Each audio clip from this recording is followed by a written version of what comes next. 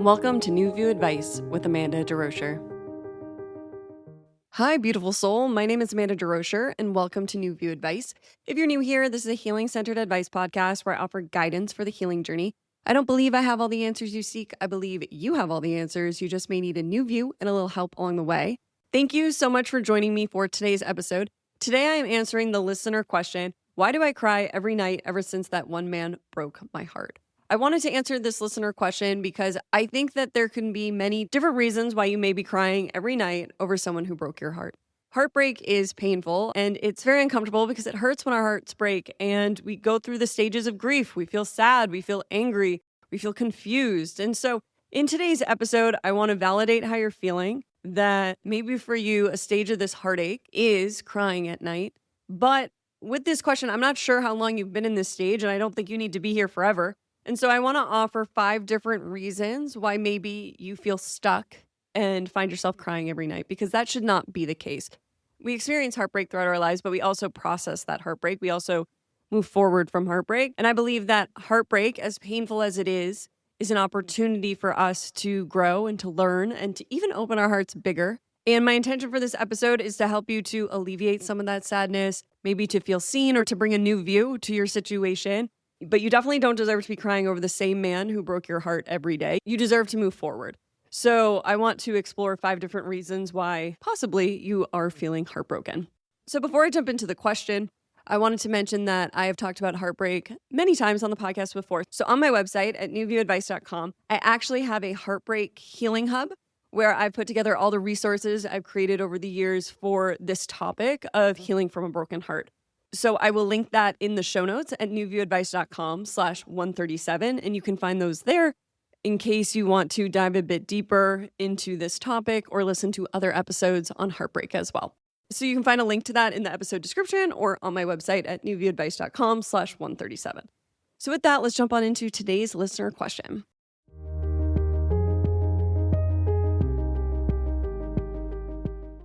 Why do I cry every night ever since that one man broke my heart?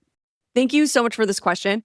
First, I want to say I am so sorry that you are navigating this. Nobody deserves to cry themselves to sleep every night.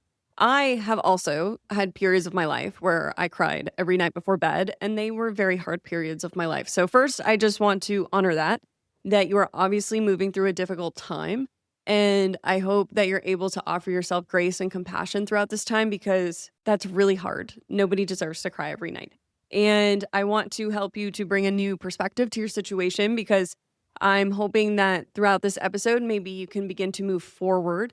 That doesn't mean you'll feel healed at the end of this episode, but I'm hoping that through these 5 possibilities I've come up with for maybe why you cry every night and why you haven't been able to move past this stage of grief, I'm hoping that you're able to move forward and maybe offer yourself a little bit more compassion and to see your situation with a new view. Because I often feel like when we feel stuck, that awareness, bringing awareness and new awareness to our situation can help us to begin to move forward.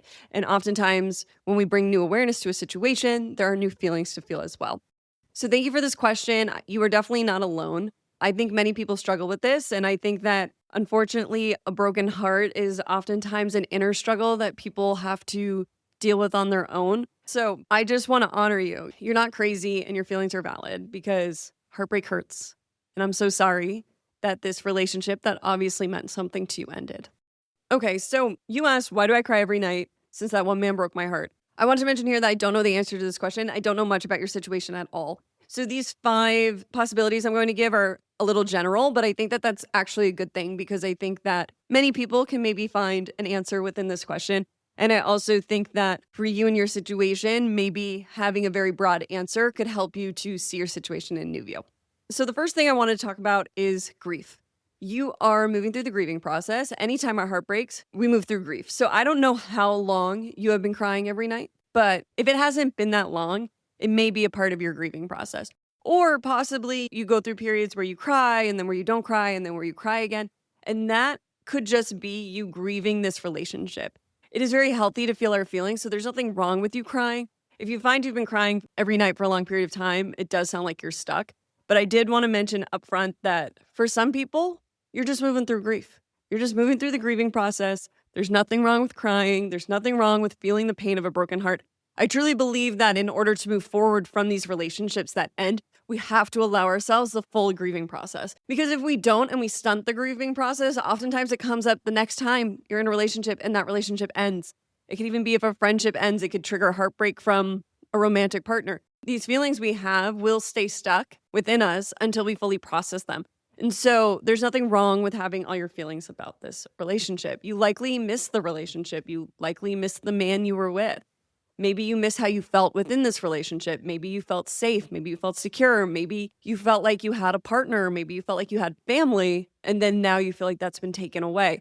That is something that deserves to be grieved, right? When we grieve, we're grieving the loss of something. So something has left our life and we are grieving that that no longer exists. And so for you, this relationship ended and it's natural to go through the grieving cycle.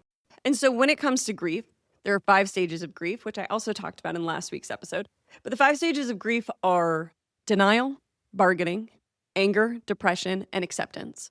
And so when we are grieving the end of a relationship, we go through those 5 stages, and we don't necessarily go through them in order, and we can go through them multiple times. It doesn't mean you go through all of denial at once. Grief comes in waves, and so I find that when we're grieving, these are the stages that come up, and sometimes they come up again and again, or sometimes we're able to move through them in one fell swoop, but it depends on the relationship and the situation that you're navigating. Because sometimes when a relationship ends as well, we're grieving multiple things. So for you, you could be grieving that this person's no longer in your life, and you've lost a person who you once loved. You could also be grieving a family you once had. So say this was a marriage, and this was your husband and you're going through a divorce. You could be grieving family as well as your relationship. It's a different stage of grief because it's another form of loss. You could also be grieving the version of yourself you were in that relationship. You may also be navigating the grief of losing your friend group or your previous social situation. There are many things you could be grieving at once, which could lead to you having a lot of feelings at one time. So my piece of advice for if you are navigating grief would be to allow your feelings and not to judge them, but also to find a new way to process your emotions. So if your grief constantly comes up at night, maybe during the day you want to make time for your sadness and you want to journal about it, you can meditate, or you can find a creative outlet. I find many times when we feel sad or we feel grief, creativity can be really helpful. Also listening to music, so maybe you don't play music, but maybe you just want to listen to some songs that describe how you feel. I have a heartbreak playlist that I'll link in the show notes at newviewadvice.com/137. But sometimes listening to people sing about heartbreak can be really helpful. Taylor Swift has so many songs about heartbreak. That woman has expressed all the different stages of heartbreak as well as all the different feelings that arise while we're healing. I think that her music is so helpful in helping us to feel seen in our heartbreak. So I recommend listening to maybe some Taylor Swift or someone else. I have a bunch of songs on that playlist that I will share in the show notes. So if you feel like you're really just in the stages of grief, find different ways to feel those feelings. So crying is therapeutic, but if you're just crying over and over again, it sounds like you're not fully processing that sadness. So finding a new way to feel that feeling could be helpful. The second possibility here could be that you are telling yourself stories or you have beliefs about what this relationship meant. So maybe you felt like this person completed you, or maybe you feel like you're not enough without this person, or maybe you feel like this person was more worthy than you, and when you were with them, you were worthy, and now without them, you're not worthy. These type of stories are untrue. You deserve love with or without this person.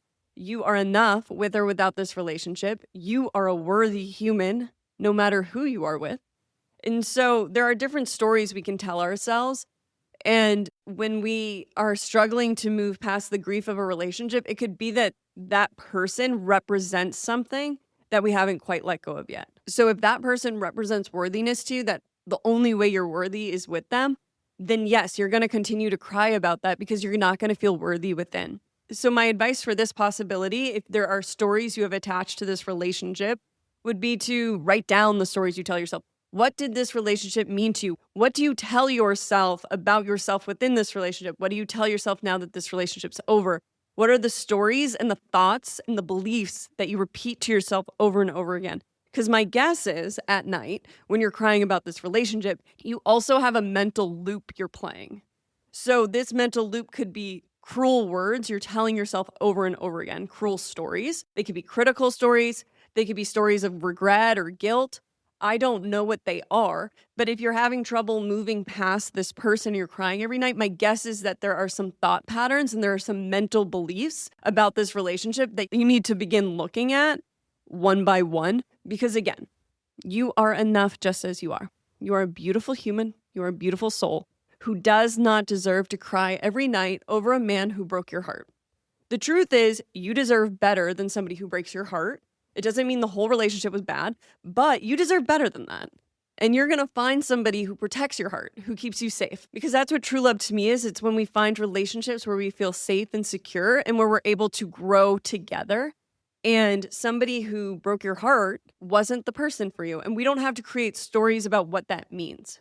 My guess is for you and for anybody listening is that there's somebody out there who's a better match for you. And that's beautiful. But right now, this heartbreak you're moving through is teaching you something, and it's okay to be with that right now. The third possibility that could be happening here, which kind of goes off of the stories we tell ourselves, is that I have found in my life that sometimes abusive relationships or toxic relationships are actually harder for us to move on from. Why is that? I was reflecting on this question and I was like, have I ever experienced this? And I had this flashback to college before I met Evan. I've been with my partner for a very long time, but before I met my partner, I dated this guy who we only dated for like 2 months. I don't even really know what to call the relationship. It was never like a boyfriend, but we dated. And when that relationship ended, I cried like every day for a month. And I remember I had a friend at the time, God bless his soul, who looked at me in the eyes and he said, Amanda, he's not that great. Move on. And it snapped me out of something. Like I had put so much on him. And when I was reflecting on what was that? What did I put on him? Was it stories I told myself? What was it that left me crying every night? So when I was reflecting and thinking about this college relationship that left me crying all the time, I also cried a lot in high school about my high school boyfriend who was also very toxic and abusive. And I write about my high school boyfriend on my website at newviewadvice.com. I'll link that in the show notes as well if you're interested in reading me reflect on that relationship, because I learned a lot through that relationship. And I would say that person from high school had narcissistic traits and what it was like to be with somebody narcissistic who was changing my point of view and changing my view of reality. That's what happens in these abusive relationships, by the way, because the same thing to a lesser degree happened with this college guy that I dated. Was that he used confusion, manipulation, and making everything my fault, so a form of gaslighting, to confuse me and my reality. So somehow, anytime he did something to hurt me, he twisted it that I had done something worse to cause him to act like that. And one of these things was even the reason our relationship ended was that he cheated on me and he decided to tell me on Christmas. Really? You had to tell me on Christmas? Anyway. Moving on. But he told me and I got really, really upset, naturally. I was 19. I was cheated on. Honestly, if I was 45 and cheated on, I'd still get really upset. So we weren't technically together, though. It was one of those type of relationships. So he twisted it that I wasn't allowed to be angry, that I was crazy, that I was an awful person. And he got really mean. And when we got back to school, he wouldn't speak to me, but he would talk about me with all my friends. He rewrote the situation that somehow I was a really bad person who had abused him. And I'm not going to say I was perfect and I was like the best person to be with, but he wrote the story and made me feel crazy, which often happens when we are being gaslit. We feel like we are going crazy. And he created so much confusion for me and made me feel so bad about who I was inherently that I cried every night at the end of that relationship. And it wasn't because I was crying over him.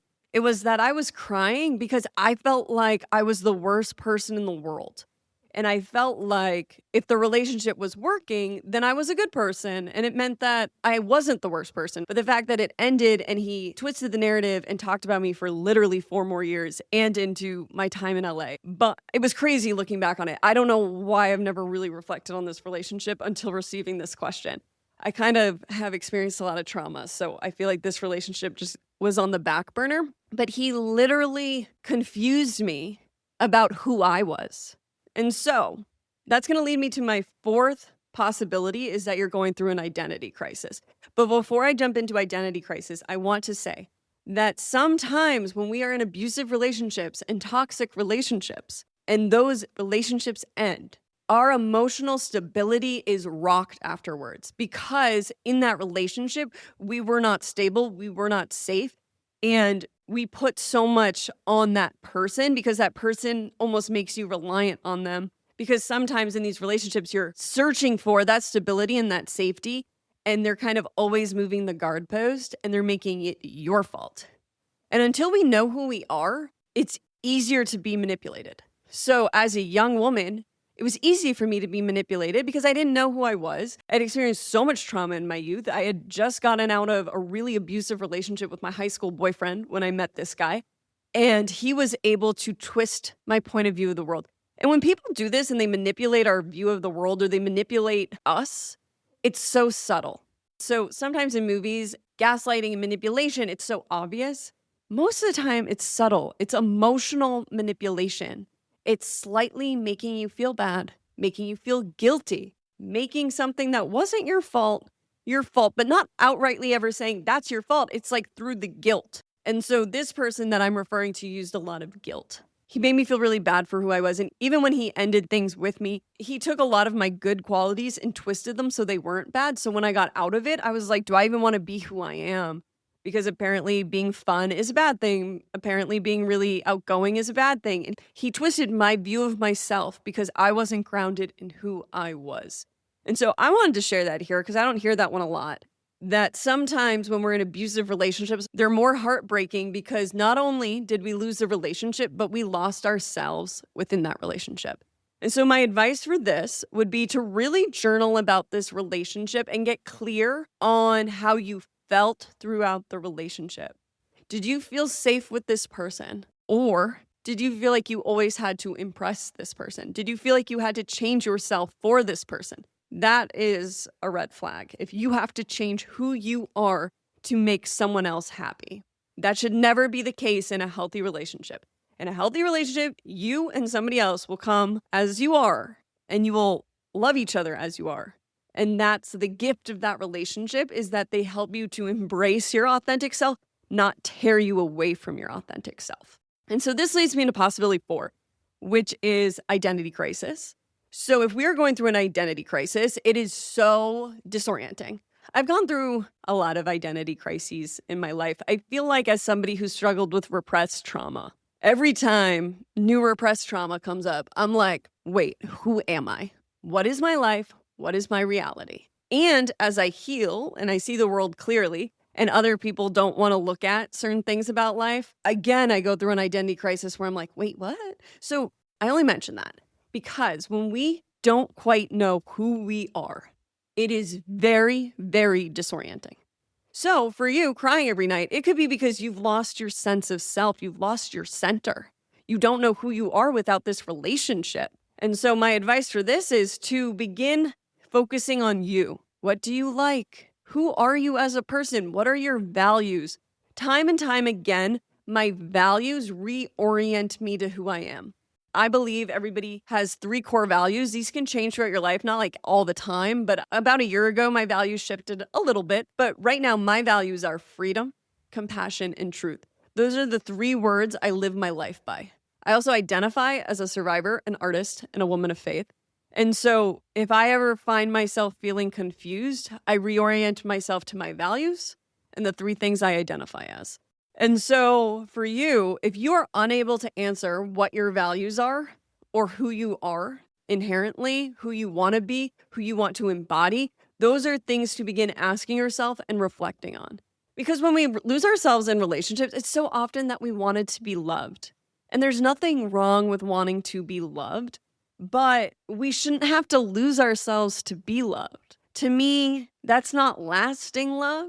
Because we can't live away from ourselves for that long. We can, but then we begin to numb or freeze, or we begin to avoid ourselves, or we become disconnected from ourselves. And we have one life here.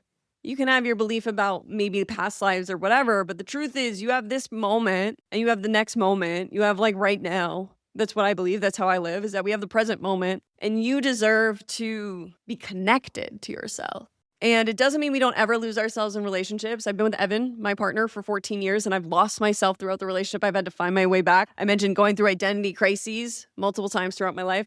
It's not that we always have that, but again, if you find your values and things you identify with, who you want to be, like I want to embody being a survivor, I want to embody being an artist, and I want to embody being a woman of faith. Those are my guiding principles. And if you can find those for yourself, it could help you to get out of this rut if you feel like you've lost yourself. And so on my website, I'll link a values list. I'll find a website with a bunch of values and you can see what words resonate for you. It's actually a really great exercise to do for yourself and in any relationships you have. It's a big part of my relationship with Evan is knowing that we're aligned on values. So that helps us with our relationship and helps us to really understand who we are inherently, because the truth is, as humans, we have different values, and it's one of the gifts of life is that we get to align our lives with our values. But that could be a really helpful exercise for you. So that's my advice, is to focus on your values if you feel like you're going through an identity crisis. The fifth possibility I wanted to mention is that this relationship is triggering past wounding. So this relationship that you're currently navigating, the feelings you're feeling could feel so deep yet not moving because it could be triggering grief or feelings from a past relationship, or it could even be triggering a parental wound. Sometimes when heartbreak happens, our inner child comes forward. So I've talked about the inner child a lot on the podcast. I'm sure I've talked about it in other heartbreak episodes, but the inner child is the part of us that can still hold on to wounding from the past. And so possibly that inner child wound is triggered. So for me, when I talked about that college relationship that was a bit abusive, I hadn't actually spent a lot of time thinking about that relationship because when that relationship ended, it actually really triggered the high school relationship I hadn't fully processed. So I spent a lot of more time processing the relationship I was in high school because it was a lot longer and a lot more abusive, that I realized that the heavy feelings I was having were, one, that this person was manipulative and I lost my sense of self, but also it was triggering this wounding of a young girl who had never been with a man who showed her what it was to be loved. She had only been in relationships with boys, honestly, at that point, but who had used her and abused her and had taken from her. That's how it feels, is that they wanted me to make them feel better. That is an immature form of love. That is not human love, to use me and my femininity to make you feel better or to make you feel good about yourself. That is not love. And so I had only experienced that in those two relationships, that I was supposed to make them feel better and they didn't really care about how they made me feel. And so that was past wounding that I had to work through. Also, sometimes parental wounds arise when we go through heartbreak. I found this to be true in friendships and in romantic partners, that sometimes if we didn't feel loved enough as a child, we didn't feel like we were enough, or we didn't feel worthy, or we felt like we had to be a people pleaser, or our trauma responses were coming up, or our attachment styles, that can be connected to our relationship with our parents. And possibly the reason you're struggling to move past this is that there's a deeper wound that needs tending and deserves to be looked at.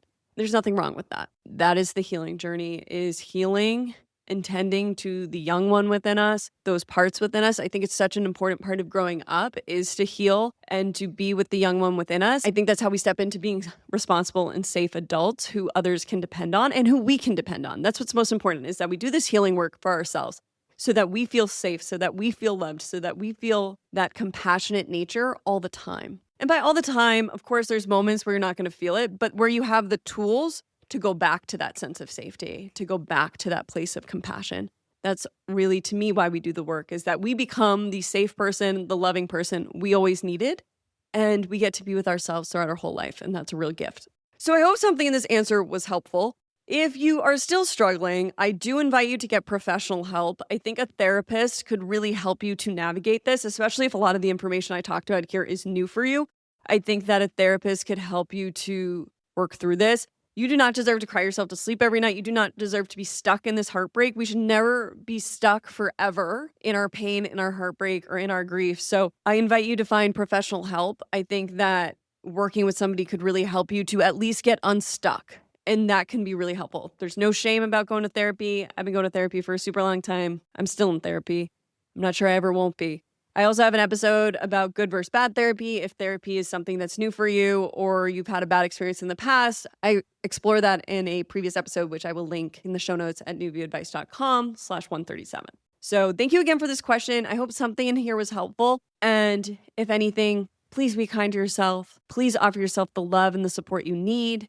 And if you find yourself crying at night, reassure yourself in those moments that you are okay and you will not feel like this forever. You deserve to be happy, you deserve to be in a loving relationship, and you deserve to feel free of this relationship that is still causing you pain.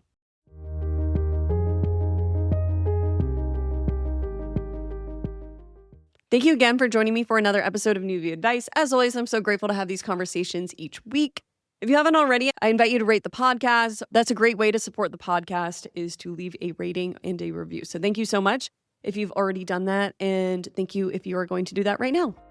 Thank you again for joining me for this episode of New View Advice. As always, I hope I was able to offer you a new view on whatever you may be going through. Sending you all my love. See you next time.